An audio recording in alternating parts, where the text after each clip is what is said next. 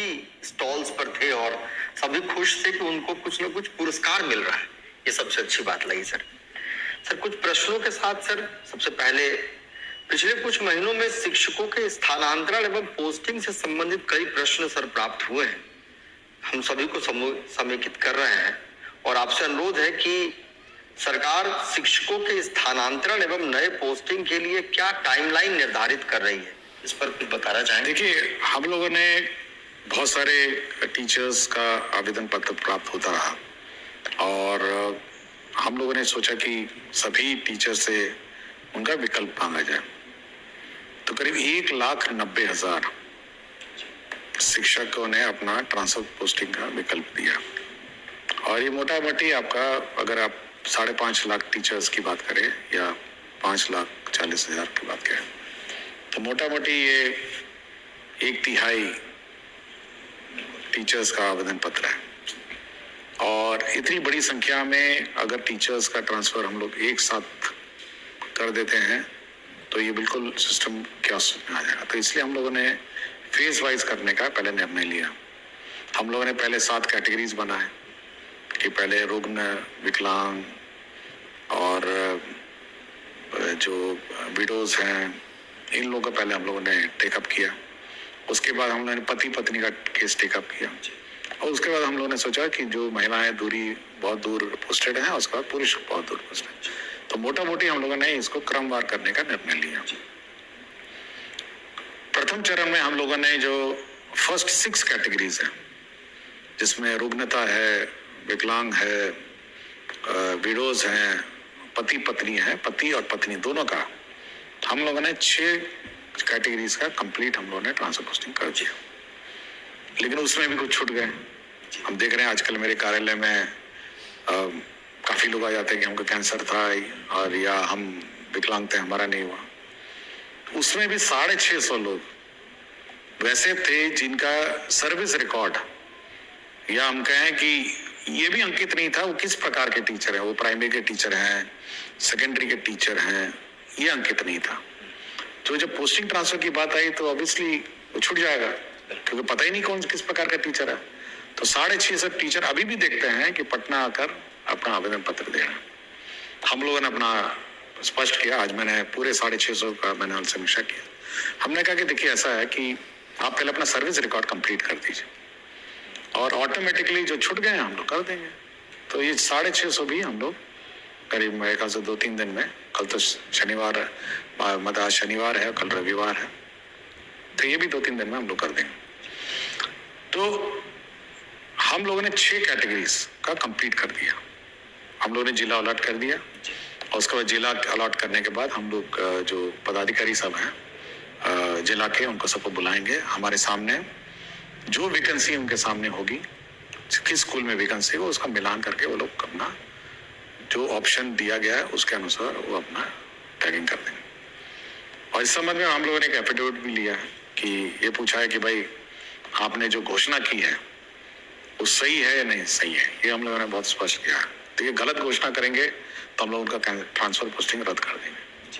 तो ये भी हम लोगों ने बहुत स्पष्ट कहा है। हम लोग चाहते हैं, हम लोग मोटा मोटी हम लोग प्राइमरी से ही समझते हैं कि टीचर सत्य ही बोलेंगे और मोस्टली सत्य बोलते हैं और मोस्टली कोई रॉन्ग क्लेम नहीं करता है, ये हम लोग का मानना है। लेकिन उसमें भी अगर कोई गलत घोषणा कर देगा तो हम लोग उस पर कार्रवाई कर देंगे। और ये भी देखना होता है कि वास्तव में उस स्कूल में, जिस स्कूल में वो ऑप्शन या जिस पंचायत में ऑप्शन है, उसमें उस सब्जेक्ट की, उस क्लास की वैकेंसी है या नहीं। नहीं तो ऐसी स्थिति हो जाएगी कि एक ही स्कूल में 4-4 सब्जेक्ट के टीचर हो जाएंगे, यार एक ही जगह जहाँ 5 टीचर है वहाँ बटा 12 टीचर हो जाएंगे। तो हम लोग ये सब चेक करते हैं कि कितनी वैकेंसी है, किस सब्जेक्ट की वैकेंसी है। तो पहले 6 कैटेगरी तो हम लोगों ने कंप्लीट कर दी।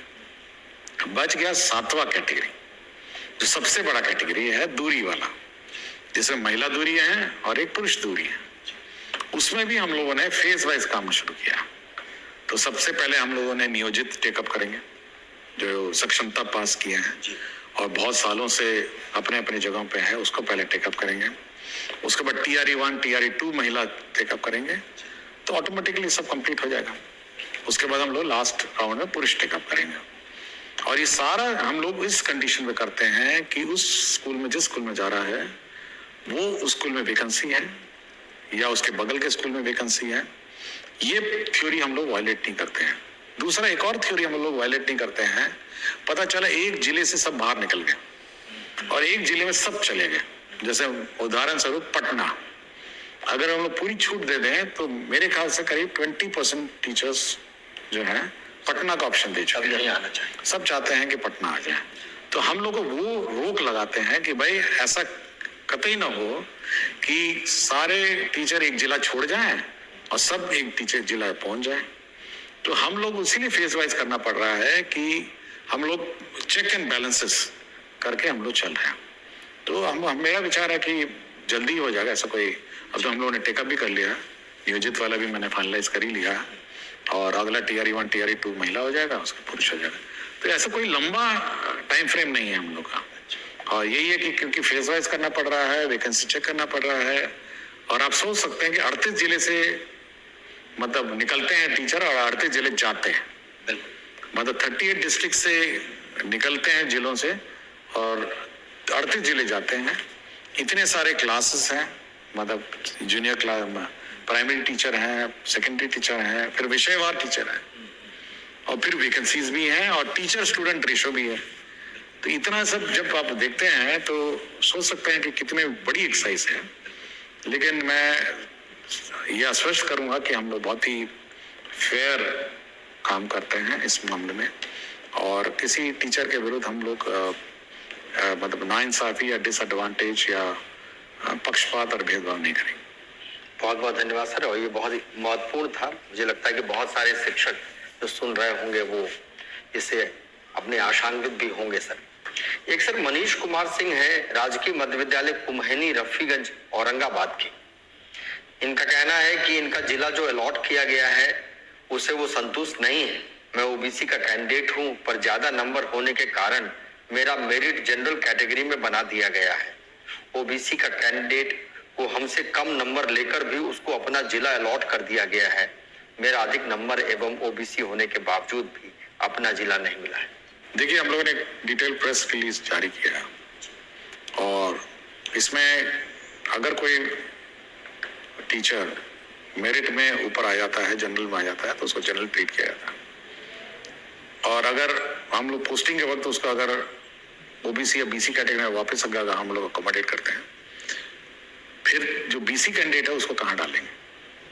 वो तो फिर छट जाएगा, उसका तो नौकरी चला जाएगा।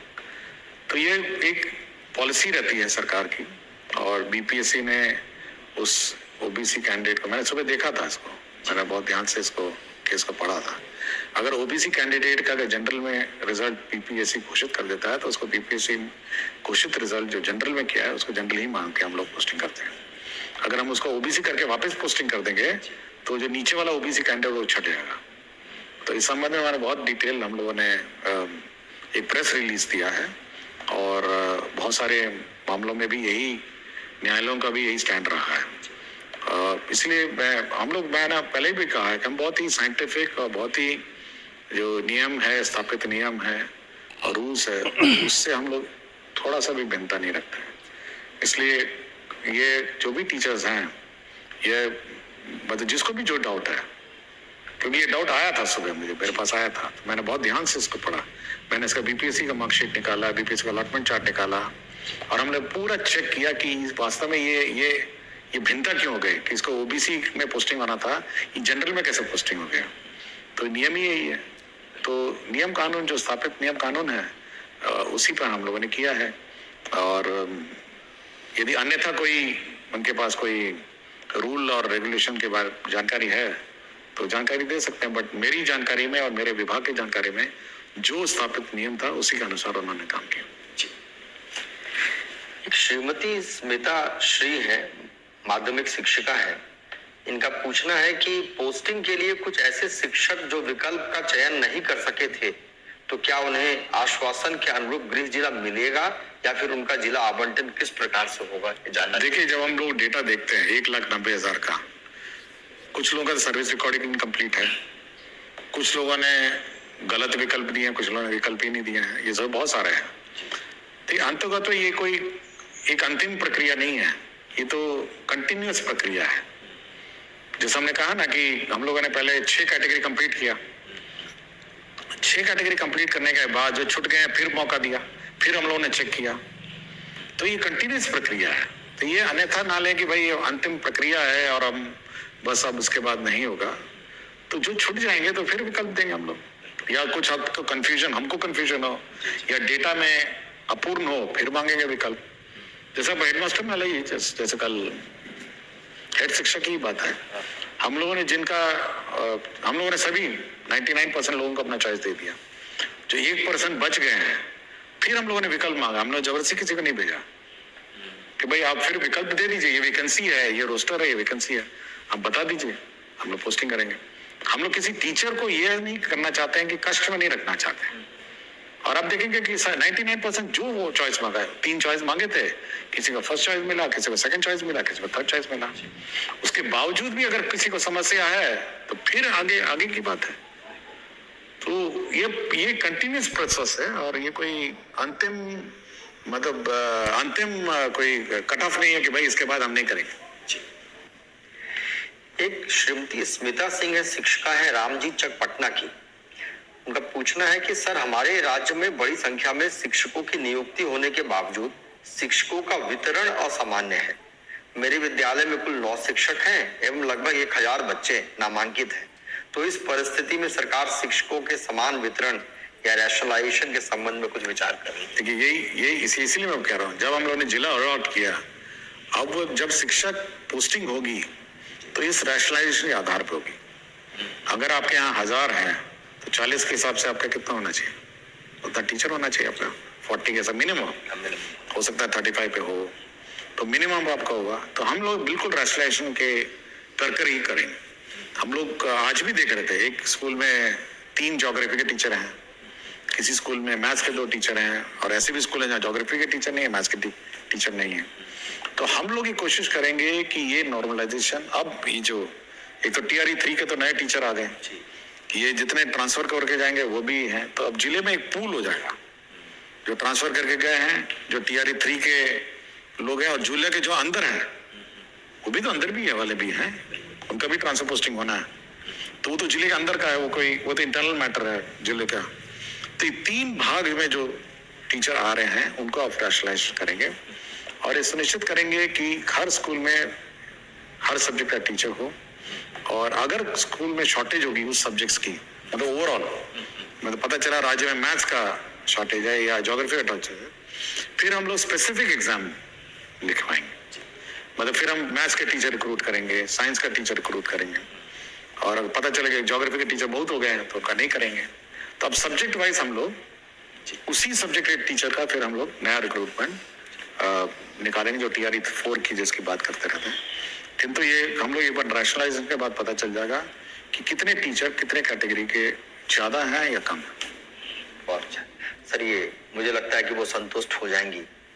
सर, प्रारंभ में ऐसा माना जाता था कि बिहार के बच्चे सामान्यतः हम लोग मानते थे कि गणित की मूलभूत संक्रियाओं को हल करने में अन्य राज्यों की तुलना में अच्छे होते हैं, परंतु हाल में SCERT द्वारा और कई अन्य संस्थाओं के द्वारा भी समय समय पर कराए गए उपलब्धि सर्वेक्षण में यह पाया गया कि बच्चे गणित विषय की मूलभूत संक्रियाओं, जोड़ घटाव आदि की संक्रियाओं को बेहतर ढंग से नहीं कर पा रहे हैं। क्या सरकार कक्षाओं में गणित विषय को बेहतर करने के लिए कोई सार्थक प्रयास कर रही है? देखिए, मैंने बहुत सारे फोरम में कहा है कि बच्चे गणित में अब कमजोर दिख रहे हैं और ये बहुत ही चिंता का विषय है। मतलब ये आर्यभट्ट की धरती है और शून्य भी यहीं पे आविष्कार हुआ था। तो मेरा अपना मानना है कि गणित हम लोग का हमेशा स्ट्रेंथ रहा है इस राज्य में, अब बच्चों का है, लेकिन गणित में अब कमजोर बच्चे आने लगे हैं, ये बड़ा चिंता का विषय है। हमने कहा है और बिल्कुल स्पष्ट कहा है कि भाई टीचर्स को कि अब गणित बिल्कुल, अब पहले भी कहा था 100 दिन गणित के और 100 दिन रीडिंग का, आपको याद होगा जनवरी में एक अभियान चला था। लेकिन अब इस गणित को हम लोग को बहुत सीरियसली लेना पड़ेगा। ये अब किसी भी हालत में इसमें चूक नहीं हो सकती। क्लास 1 को अपना गणित ठीक रखना पड़ेगा, क्लास 2 को भी अपना गणित ठीक रखना पड़ेगा, क्लास 3 में भी गणित ठीक रखना पड़ेगा। गणित का तो हम लोग बिल्कुल अब लगातार परीक्षा लेने वाले हैं, चाहे वो साप्ताहिक परीक्षा हो या जो भी हो, लेकिन अब हम लोग साप्ताहिक परीक्षा भी लेने के पक्ष में हैं गणित में, और गणित को ठीक करना पड़ेगा। तो मैंने सबको कहा है, सभी मेरे जितने भी टीचर्स हैं और सब है, कि भाई आप गणित को आप ठीक करिए और गणित को आपको करना पड़ेगा, उसमें कोई आपको चूक नहीं कर सकता। और इस साल शुरू में जो प्रथम महीना अप्रैल का है, हम लोगों ने सबसे केवल रिवीजन कराई। नया क्लास शुरू होने से पहले रिवीजन, जस्ट रिवीजन कराई, विशेषकर आपके गणित का, मैथ्स का, साइंस का, फिजिक्स का, केमिस्ट्री का, बायोलॉजी का, अब रिवीजन कराइए। पुरानी किताब है, एक पन्ने से पहले पन्ने से लेकर आखिरी पन्ने तक उसको रिवाइज कर डालिए। ये हम लोग बिल्कुल अनपार्डनेबल है कि हम लोग गणित में इतने कमजोर हैं, और साइंस और ये सब में आपको किसी भी हालत में रिवाइज करना पड़ेगा। दिन रात लगिए, लेकिन एक महीना पूरा रिवाइज करिए, फिर नया करिकुलम शुरू करिए। और गणित तो हम लोग परीक्षाओं का भरमार लगा देंगे भाई, और टीचरों को अब रीट्रेनिंग कराएंगे गणित टीचरों को, कि भाई ये पार्टनर, ये हम लोग को ये टॉलरेट करने लायक नहीं है कि हम गणित में कमजोर हो गए। बहुत आवश्यक भी है सर, बहुत बेहतर भी होगा सर। अभी हाल में असर का सर्वेक्षण में यह देखा गया कि पिछले कुछ समय में बच्चों की उपलब्धि में 7% तक की वृद्धि हुई है, परंतु सर्वेक्षण यह बताते हैं कि अभी भी बच्चों की उपलब्धि हिंदी विषय में खास तौर से पढ़कर समझने की कौशल में बहुत अच्छी नहीं। तो वही हमने कहा ना जी सर, कि जो 100 दिन हम लोगों ने अभियान चलाया था, एक तो रीडिंग अभियान था और दूसरा गणित का था। तो ये साल भर अब चलाएंगे कि भाई रीडिंग और गणित आपको प्रथम 2 क्लासेस में आपको करनी पड़ेगी, और कक्षा 1 से लेके और कक्षा 8 तक ये तो करना ही पड़ेगा। बहुत आवश्यक भी है सर। एक सर प्रशिक्षण से, इसी में प्रशिक्षण से संबंधित सवाल है। प्राथमिक शिक्षक है नवादा के, ये पूछ रहे हैं कि सर 6 दिवसीय प्रशिक्षण को और अधिक प्रभावी बनाने के लिए क्या एक FLN स्पेसिफिक मॉड्यूल से पेडागोजी संबंधित प्रशिक्षण दिया जा सकता है, और साथ में इनका ये भी कहना है कि क्या समय समय पर उन्मुखीकरण भी किया जा सकता है। देखिए, FLN के बारे में इस बार मैंने जैसे बिहार दिवस में सभी FLN का डेमोन्स्ट्रेशन हुआ था, और स्टूडेंट्स और टीचर्स ने बहुत सारे अपने अपने इनोवेशन से FLN बनाए थे, और मेरा ये डायरेक्शन भी है कि सारे FLN जितने भी हैं इसका एक कंपाइलेशन होना चाहिए, और जिससे आप बच्चों को पढ़ाते हैं उसके लिए बनाने के लिए हम लोग पैसे देंगे ताकि आप किट्स बनाएं, और जो इंटरेस्टिंग वे में मैथमेटिक्स है, बड़ा अच्छे थे मैथमेटिक्स सिखा रहे थे लोग, मल्टीप्लिकेशन सिखा रहे थे, फिर जोड़ घटाव सिखा रहे थे, बहुत सारा अच्छा लगा मुझे, और कलर सिखा रहे थे कुछ लोग। तो ये सब हम लोग चाह रहे हैं कि ये टीचर्स कंपाइल करें, और कंपाइल करके इसको किताब फॉर्म में रहे, और उसका कॉस्ट भी रहेगा कि ये इतना कॉस्ट है, ये है, उतना कॉस्ट अपने टीचर को पेमेंट कर दें कि आप FLN किट लेके पढ़ाई। बहुत बढ़िया होगा सर।